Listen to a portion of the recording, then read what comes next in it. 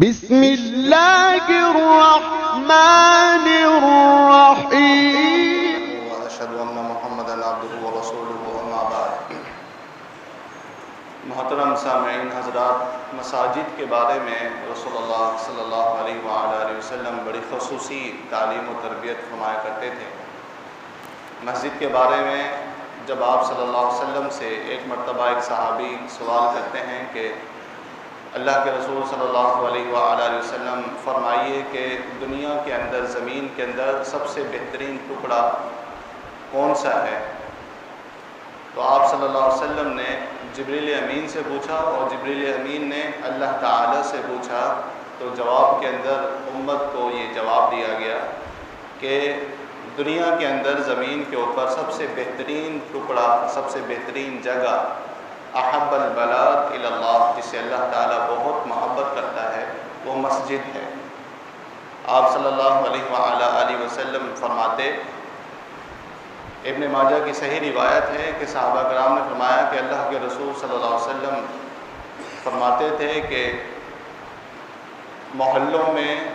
گھروں میں مسجدیں بنانے کا حکم دیتے، اور وَأَن تُنَظَّفْ وَتُطَيَّبْ، اور یہ کہ ان کو صاف ستھرا رکھا جائے اور یہ کہ اس میں خوشبو لگائی جائے۔ حضرت عبداللہ بن عمر رضی اللہ تعالی عنہ بھی اس پر عمل فرماتے تھے، اور عمر بن خطاب رضی اللہ تعالی عنہ جب جمعے کے لیے کھڑے ہوتے، جمعہ ارشاد فرماتے، تو اس وقت عبداللہ بن عمر رضی اللہ تعالی عنہ بخور یعنی خوشبو جو ہے وہ لگا دیا کرتے تھے۔ جب مسجد کے لیے نکلا جائے تو آپ صلی اللہ علیہ وسلم نے فرمایا کہ جب جماعت ہو رہی ہو، مسجد کے لیے کوئی نکلے، آپ نے فرمایا کہ فَأْتُوهَا وَعَلَيْكُمْ بِالسَّكِينَةِ وَالْوَقَارِ، کہ مسجد میں جب آؤ تو سکون اور اطمینان سے آؤ، بھاگتے دوڑتے نہیں آنا چاہیے، چاہے کوئی وضو مسجد میں کرے یا گھر سے کر کے آئے، اطمینان اور سکون کے ساتھ مسجد میں آئے۔ اور یہ کہ آپ صلی اللہ علیہ وسلم نے دونوں ہاتھ اس طرح فلا یشبکن اصابعہ، اس طرح کرنے سے بھی منع فرمایا۔ جب کوئی وضو کر لے، مسجد کے لیے نکلے، تو دونوں ہاتھوں کو اس طرح نہ کرے۔ اس کی کیا حکمت ہو سکتی ہے کہ اس طرح آپ صلی اللہ علیہ وسلم نے منع فرمایا کرنے سے؟ اس کی ایک وجہ تو، ایک حکمت تو یہ بھی بتائی گئی ہے کہ یہ شیطان کی طرف سے ہے، اور ایک صحیح روایت کے اندر یہ بات آتی ہے کہ تلک صلاۃ الیہود، کہ یہ یہودیوں کی نماز ہے۔ اگر آج بھی آپ غور کریں اور اس پر تحقیق کریں تو پتہ چلے گا کہ یہودی آج بھی جب کھڑا ہوتا ہے تو اپنے ہاتھوں کو یوں کر لیتا ہے۔ اس طرح کرنے سے آپ صلی اللہ علیہ وسلم نے، نماز پڑھنے سے پہلے اس طرح کرنے سے آپ صلی اللہ علیہ وسلم نے منع فرمایا ہے۔ نماز پڑھنے کے بعد اگر کر لیا جائے تو کوئی حرج نہیں۔ آپ صلی اللہ علیہ وآلہ وسلم نے کچا پیاز اور لہسن کھانے سے منع فرمایا اگر کوئی نماز کا ارادہ کرے، اور فرمایا کہ اگر کوئی کھانا ہی چاہتا ہے تو وہ اس کی بو کو دور کرے، اس کو پکا لے یا کسی بھی طریقے سے۔ اور اگر کسی کو اس بات کا اندیشہ ہے کہ اس نے پیاز کھا لی، اول تو وہ نہ کھائے، لہسن اور پیاز کچا نہ کھائے۔ اگر وہ مسجد میں آنا چاہتا ہے، جماعت کے ساتھ نماز پڑھنے کے لیے آنا چاہتا ہے تو اس طرح نہ کرے، اور اگر کر لیتا ہے تو اپنے منہ کو صاف رکھے، اور اگر وہ نہ کر سکا تو پھر مسجد نہ آئے۔ آپ صلی اللہ علیہ وسلم نے فرمایا فَلَا يَقْرَبَنَّ مَسْجِدَنَا۔ ایک مرتبہ عمر بن خطاب رضی اللہ تعالی عنہ نے اپنے دور خلافت کے اندر یہ بات فرمائی کہ آپ لوگ جانتے ہیں، صحابہ کرام و تابعین سے آپ نے فرمایا کہ آپ لوگ جانتے ہیں کہ اللہ کے رسول صلی اللہ علیہ وآلہ وسلم اس سے منع فرماتے تھے، اگر کسی نے ایسے کیا تو اسے نکال دیا جائے گا۔ اور آپ صلی اللہ علیہ وسلم نے ایک مرتبہ ایسا کیا بھی کہ بقی کی طرف اسے نکال دیا گیا جس کے منہ سے بو آ رہی تھی۔ اسی طرح اگر کوئی، اول تو سگریٹ پینا حرام ہے، اسے بالکل اجتناب کرنا چاہیے۔ اگر وہ پینے کا عادی ہے اور مسجد آنا چاہتا ہے تو اسے بھی چاہیے کہ وہ اپنے منہ کی بو جو ہے اسے ختم کرے، کیونکہ آپ صلی اللہ علیہ وآلہ وسلم کا فرمان مبارک ہے تتعدی منہ الملائکہ منہ ما یتعذب بنو آدم۔ جس طرح ایک کسی نمازی کو پریشانی ہو سکتی ہے اس کی بو سے، اسی طرح فرشتوں کو بھی ہوتی ہے، اور فرشتے جو ہیں وہ تو مسجد میں ہوتے ہیں، بلکہ جو مسجد میں آتا ہے اور نماز کے انتظار میں ہوتا ہے، ایک تو آپ صلی اللہ علیہ وسلم نے اسے رباط بتلایا ہے، الا فذالکم الرباط، فذالکم الرباط، فذالکم الرباط۔ رباط ہوتا ہے سرحدوں کی نگرانی کرنے والا، جو مسجد میں آ کر ایک نماز کے بعد دوسری نماز کا انتظار کرے تو اسے رباط بتلایا گیا ہے۔ اور پھر آپ صلی اللہ علیہ وسلم نے یہ بھی فرمایا کہ فرشتے اس کے لیے دعا کرتے رہتے ہیں۔ ایک روایت کے اندر ہے، ابو ہریرہ رضی اللہ تعالیٰ عنہ فرماتے ہیں کہ ما لم یحدث او یحدث، کہ جب تک وہ کسی کو تکلیف نہ دے اور باوضو رہے اس وقت تک فرشتے جو ہے اس کے لیے دعا کرتے رہتے ہیں۔ 3 دعائیں کرتے ہیں اس کے لیے، اللہم اغفر لہ،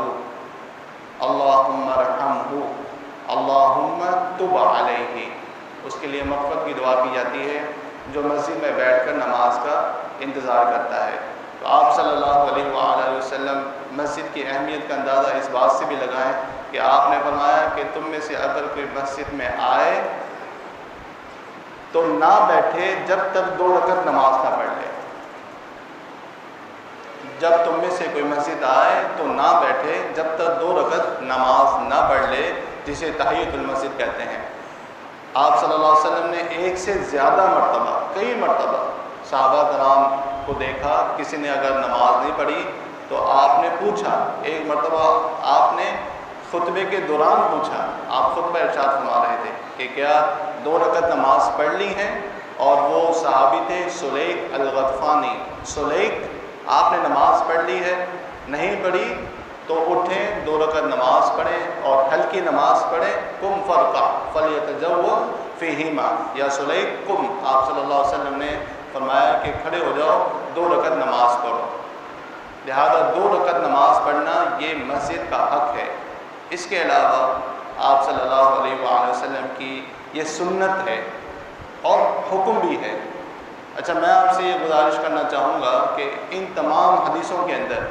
کچھ حدیثیں تو ایسی ہیں جو آپ کا فعل ہے، آپ نے ایسا کیا، کچھ روایات ایسی ہیں کہ آپ نے اس کا حکم فرمایا ہے کہ ایسا کرو۔ آپ صلی اللہ علیہ وسلم جب سفر سے آتے تو آپ گھر نہیں جاتے تھے، آپ مسجد میں جاتے، 2 رکعت نماز پڑھتے اور پھر فاطمہ رضی اللہ تعالی عنہ کے گھر جاتے اور پھر اپنے گھر جاتے۔ ایک سے کئی زیادہ مرتبہ آپ نے ایسا کیا۔ ایک مرتبہ جابر بن عبداللہ رضی اللہ تعالی عنہ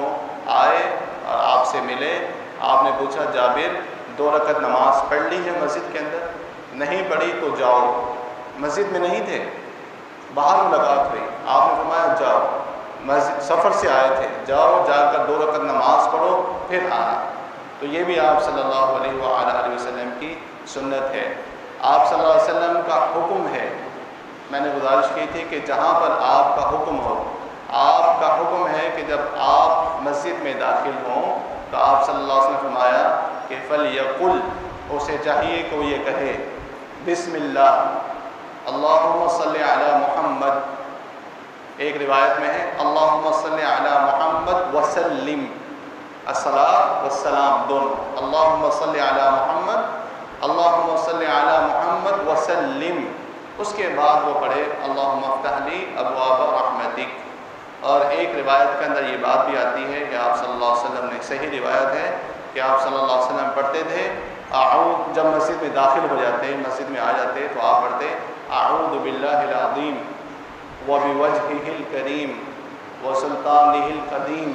من الشیطان الرجیم۔ اور اگر کوئی اس دعا کو، آپ اس دعا کو یاد کریں، اگر کوئی اسے پڑھ لیتا ہے، اپنی عادت بنا لیتا ہے، تو اس کے لیے آپ صلی اللہ علیہ وسلم نے فرمایا کہ شیطان یہ کہتا ہے کہ حفظ منی سائر اليوم، کہ یہ مجھ سے پورا دن جو ہے بچ گیا ہے یہ دعا پڑھنے سے۔ اور اسی طرح جب آپ صلی اللہ علیہ وسلم مسجد سے باہر نکلتے اور جب آپ مسجد میں داخل ہوتے تو انس رضی اللہ تعالیٰ عنہ فرماتے ہیں من السنتی، کہ یہ سنت ہے کہ مسجد میں داخل ہوں پہلے دایاں قدم رکھیں اور جب مسجد سے نکلیں بایاں قدم رکھیں، یہ آپ صلی اللہ علیہ وسلم کی سنت تھی۔ اسی طرح جب آپ صلی اللہ علیہ وآلہ وسلم باہر نکلتے تو آپ پڑھتے ہیں بسم اللہ اللہم صلی علی محمد اللہم صلی علی محمد وسلم، یا ایک روایت میں ابن ماجہ کی روایت میں یہ بھی ہے بسم اللہ والصلاۃ والسلام علی رسول اللہ، اس کے بعد اللہم انی اسألک من فضلک، اور ایک روایت میں ہے یہ بھی پڑھتے آپ اللہم اعصمنی من الشیطان الرجیم۔ مسجد کے اندر تھوکنا یہ گناہ ہے، مسجد کے اندر تھوکنا نہیں چاہیے۔ آپ صلی اللہ علیہ وسلم نے فرمایا کہ البصاق فی المسجد خطیئۃ، یہ غلطی ہے، گناہ ہے، وَدَفْنُهُ حَسَنَةٌ، اور اس کا کفارہ یہ ہے کہ اسے ختم کر دیا جائے۔ اگر ہم میں سے کوئی مسجد میں یہاں پر تو اس کا خیال رکھے، لیکن جہاں پر ہم چپل وغیرہ رکھ دیتے ہیں وہاں پر اگر کوئی تھوک دے تو آپ جانتے ہیں اس سے بھی اس کو بچنا چاہیے، اس لیے کہ جب رش ہوتا ہے جمعے کے روز یا ایسی کبھی کسی وجہ سے رش ہو تو ہمارے جو بھائی نمازی ہیں وہ نماز کہاں پڑھتے ہیں؟ یہیں پڑھتے ہیں، یہاں پر نماز پڑھیں گے، یہاں نماز پڑھیں گے، اس لیے آپ صلی اللہ علیہ وسلم نے مسجد کے اندر تھوکنے سے منع فرمایا۔ آپ صلی اللہ علیہ وآلہ وسلم نے ایک مرتبہ دیکھا کہ مسجد کے اندر بلغم یا تھوک کسی دیوار کے اوپر لگی ہوئی، آپ نے بہت برا فرمایا، اور پھر جب پتہ چلا تو ایک انصاریہ صحابیہ انہوں نے وہاں پر اسے خرش کر وہاں پہ خوشبو لگا دی، تو آپ صلی اللہ علیہ وسلم بہت خوش ہوئے۔ اور اسی طرح وہ صحابیہ جو مسجد کی صفائی کیا کرتی تھی، جب ان کا انتقال ہوا تو صحابہ کرام نے رات کو تدفین فرما دی، آپ صلی اللہ علیہ وسلم کو نہیں بتایا۔ آپ صلی اللہ علیہ وسلم نے پوچھا تو صحابہ کرام نے فرمایا کہ رات کا وقت تھا، ہم نے آپ کو نہیں بتایا، تو آپ صلی اللہ علیہ وسلم نے وہاں پر قبر میں جا کر ان کی نماز جنازہ پڑھی کہ وہ مسجد کی جو ہے وہ صفائی کا خیال رکھتی تھی۔ اسی طرح مسجد کے اندر کھانے پینے میں کوئی حرج نہیں، مسجد کے اندر بچے اگر آ جائیں آپ کے ساتھ آنا چاہتے ہیں کوئی حرج کی بات نہیں، لیکن صفائی کا خیال رکھنا چاہیے۔ آپ صلی اللہ علیہ وآلہ وسلم اپنی نمازی آپ کے ساتھ ہوتی، کبھی کبھی آپ مسجد میں نماز پڑھاتے، نمازی جو ہے آپ اپنے کندھے پر بٹھا لیتے، نمازی کو کندھے پر بٹھا لیتے، اور جب آپ رکوع فرماتے تو اسے اتار دیتے۔ اسی طرح ایک مرتبہ حسن رضی اللہ تعالی عنہ وہ بھی آپ صلی اللہ علیہ وسلم کے پاس آئے، اور جب آپ سجدے میں تھے آپ کی کمر کے اوپر چڑھ گئے تو آپ صلی اللہ علیہ وسلم سجدے سے اترے، تو آپ صلی اللہ علیہ وسلم اسی طرح امامہ بھی، اور اسی طرح جیسے میں نے آپ سے گزارش کی کہ حسن بن علی رضی اللہ تعالی عنہما وہ بھی آپ صلی اللہ علیہ وسلم کے ساتھ مسجد میں آ جایا کرتے تھے، تو اس میں کوئی حرج کی بات نہیں۔ یہ کچھ مسجد کے بارے میں نے آپ سے کچھ گزارشات کی ہیں، اس کے علاوہ بہت ساری اور بھی احادیث ہیں، بہت آداب ہیں مسجد کے، جو بات بہت طویل ہو سکتی ہے، لہذا اسی پر میں اکتفا کرتا ہوں۔ انشاءاللہ آئندہ جو ہے ہم جماعت کے ساتھ نماز پڑھنے کے بارے میں کچھ تفصیلی بات کریں گے۔ اللہ سبحانہ و تعالیٰ عمل کرنے کی توفیق عطا فرمائے۔ سبحان ربک رب العزت عما یصفون وسلام علی المرسلین والحمد للہ رب العالمین۔